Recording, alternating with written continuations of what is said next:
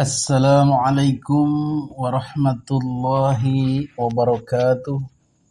Alhamdulillahilladzi nahmaduhu wa nasta'inuhu wa nastaghfiruh wa na'udzu billahi min syururi anfusina wa min sayyiati a'malina. May yahdihillahu fala mudhillalah, may yudlilhu fala hadiyalah. Amma ba'du. Hadirin para netizen yang dimuliakan Allah Subhanahu wa taala.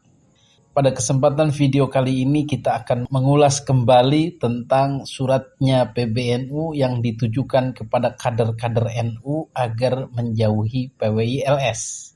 Karena katanya PWI-LS adalah organisasi yang dibuat untuk menciptakan permusuhan.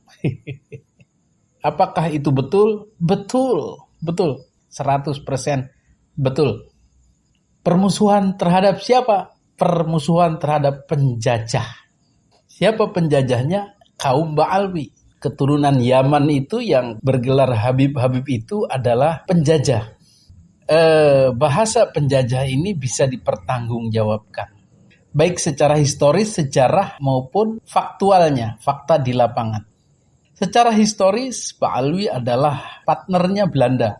Dulunya didatangkan oleh Belanda untuk meredam perlawanan kiai-kiai Nusantara yang sangat takzim kepada orang-orang Arab. Karena Nabi berasal dari Arab. Maka orang Arab Yaman inilah yang dibawa oleh Belanda untuk merayu, menyadarkan para pemberontak itu agar jangan melawan Belanda. Dan kemudian diberilah stempel keturunan Nabi. Sehingga para kiai-kiai berubah menjadi takzim, menjadi nurut, bahkan menjadi muhibbin para habaib itu. Dulu itu mereka nempel kepada penjajah sehingga watak-wataknya pun sama dengan penjajah. Bersinergi lah begitu, berkolaborasi. Sampai pada rungkatnya Belanda atau merdekanya Indonesia. Pada saat itu Habaib Ba'alwi mau dipulangkan ke Yaman oleh Bung Karno bersama dengan etnis-etnis lainnya. Eropa, India, Cina, dan lain-lain. Tetapi dicegah oleh NU, oleh Mbah Hashim, udah biarin, jangan. Karena sudah kadung warga percaya ini keturunan Nabi.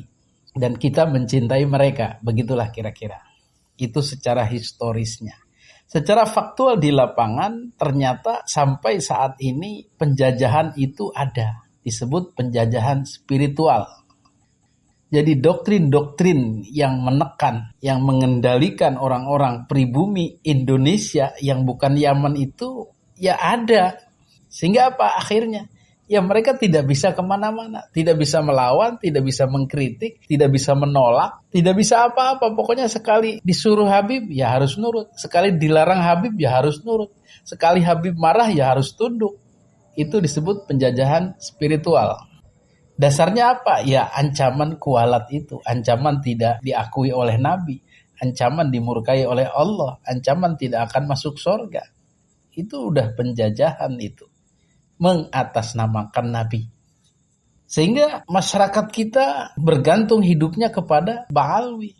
Bahkan meninggalkan budayanya sendiri. Bahkan meninggalkan guru-gurunya yang asli lokal untuk lebih memuja kepada para habaib Ba'alwi ini. Kemudian mereka juga karena sudah dipuja-puja, sudah disanjung-sanjung, sudah di atas angin. Mereka bebas menentukan sejarah. Bebas menentukan makam siapa ini, bebas mengatur masyarakat. Maka dampaknya adalah muslimin kita yang jadi mukibin itu, kiai-kiai yang menjadi jongosnya, yang menjadi pemujanya Ba'alwi itu. Otaknya ya sudah tidak bisa kritis lagi. Pokoknya membebek aja, sami'na wa ata'na. Yang padahal modal utama penjajahan itu kan kami keturunan Nabi. Kalau tanpa modal itu tidak mungkin orang-orang kita, kiai-kiai kita, ulama-ulama kita, orang-orang awam kita, orang-orang pintar kita mau nurut sama mereka. Tidak mungkin kalau modalnya atau senjatanya mengaku-ngaku keturunan Nabi.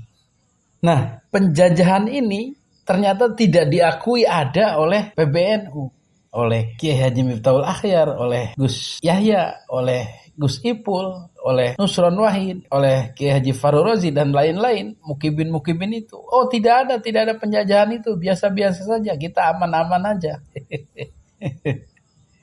Nah, itulah disebut sudut pandang persepsi.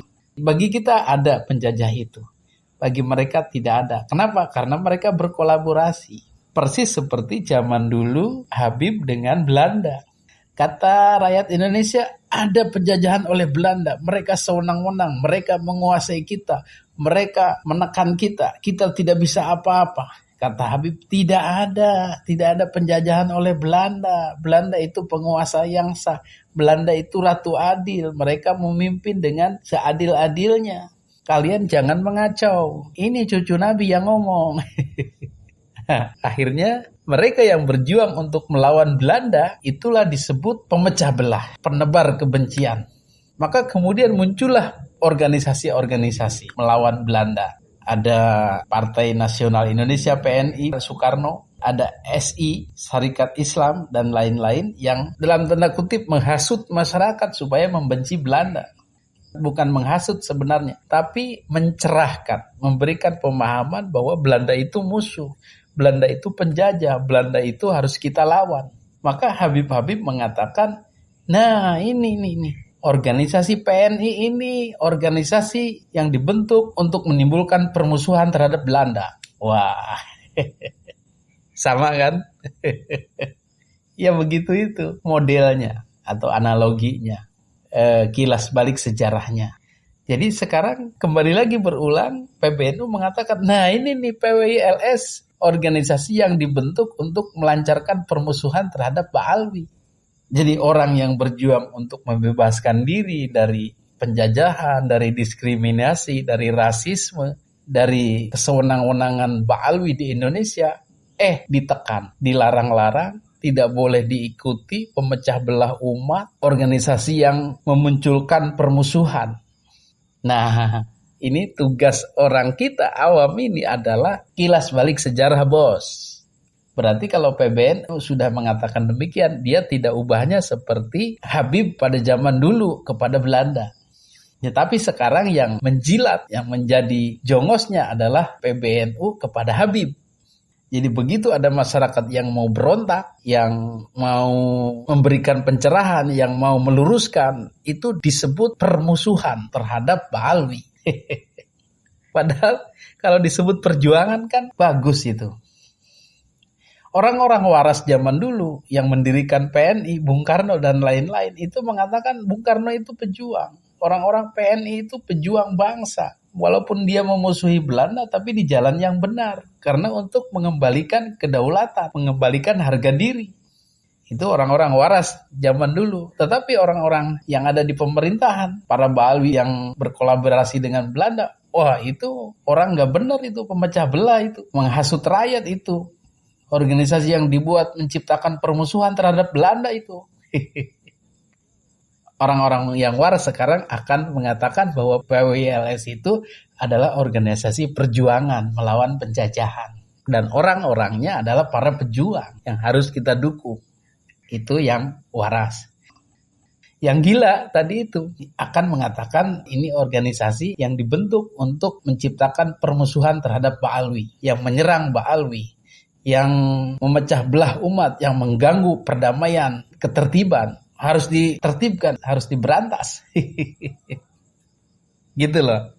Nah, sekarang paham ya, kenapa PBNU mengatakan ini organisasi yang dibentuk untuk melancarkan permusuhan terhadap Ba'alwi. Betul, karena kita pejuang. Jadi apa konsekuensinya ucapan itu? Ya melindungi Ba'alwi supaya jangan diserang, supaya kedudukannya jangan goyah, supaya tetap terhormat, supaya tetap bisa menjajah. Karena kita juga ikut senang. Sama dulu dengan Ba'alwi yang ngata-ngatain para pejuang Indonesia itu mengganggu ketentraman. Berarti kan melindungi Belanda waktu itu. Supaya jangan diserang, supaya jangan dimusuhi, supaya hegemoninya atau penjajahannya terus berlangsung. Dan mereka juga ikut senang. Nah, itu benang merahnya ya. Jadi paham sekarang bagaimana posisi PWILS itu dalam tanda kutip peperangan ini. PWILS di mata kita adalah seorang pejuang yang akan memerdekakan diri dari Ba'alwi. Sementara PBNU adalah jongosnya Ba'alwi yang melindungi Ba'alwi dari dalam tanda kutip serangan-serangan PWILS. Dan mereka tidak percaya ada penjajahan, tidak percaya ada kemungkaran, tidak percaya ada penyimpangan-penyimpangan agama, tidak percaya ada dawir-dawir, tidak percaya ada hegemoni Ba'alwi. Mereka nafikan semua itu, tidak ada itu, tidak ada itu. Persis seperti Habib dulu mengatakan, tidak ada itu Belanda menzolimi rakyat, tidak ada itu Belanda sewenang-wenang, tidak ada itu Belanda menguasai. Mereka pemimpin adil, mereka pemimpin bijaksana, mereka mempersilahkan kita untuk beribadah. Pokoknya yang bagus-bagus saja untuk melindungi. Nah, itulah sudut pandang kita, pencerahan dari sisi kita, bagaimana memahami Kiai Haji Imaduddin, memahami PWILS, memahami orang-orang yang terus-menerus mengkritik Ba'alwi. Kenapa? Karena mereka melakukan kemungkaran, penjajahan, penyimpangan-penyimpangan agama. Dan ini sasarannya memang satu klan yang mereka itu semua kompak mengaku keturunan Nabi. Mau Habib berperilaku buruk, berakhlak buruk, mau Habib yang baik. Semua sama-sama mengaku keturunan Nabi dan menguasai rakyat Indonesia. Itu masalahnya. Jadi yang kena itu kelompok, bukan pilih-pilih Habib A, Habib B, Habib C. Kecuali mereka itu tidak kompak dalam masalah mengaku keturunan Nabi. Habib A tidak pernah ngaku keturunan Nabi. Habib B ngakui, koar-koar saya keturunan Nabi. Habib C tidak mau ada orang tahu. Nah, itu beda urusan. Tetapi ini rata-rata ya menjual Nabi semua. Jadi satu klan ini ya jadi target daripada PWILS untuk didakwahi. Maka julukan yang tepat bagi PWILS itu organisasi yang diciptakan untuk mendakwahi Ba'alwi, untuk meluruskan Ba'alwi, untuk mengembalikan kedaulatan rakyat Indonesia. Itu termasuk Kiai Haji Imaduddin adalah seorang dai, seorang pejuang, bukan seorang pemberontak, bukan seorang pengacau. Begitulah penjelasan atau pencerahan dari kami. Mudah-mudahan orang-orang yang masih bimbang atau terkena hasutan daripada mukibin, hasutan daripada pengurus NU yang pro mukibin, itu bisa berpikir seperti ini. Memahami situasi yang ada, memahami apa yang sebenarnya terjadi. Demikian, mudah-mudahan bermanfaat. Hadanallahu wa iyyakum ajmain. Wassalamualaikum warahmatullahi wabarakatuh.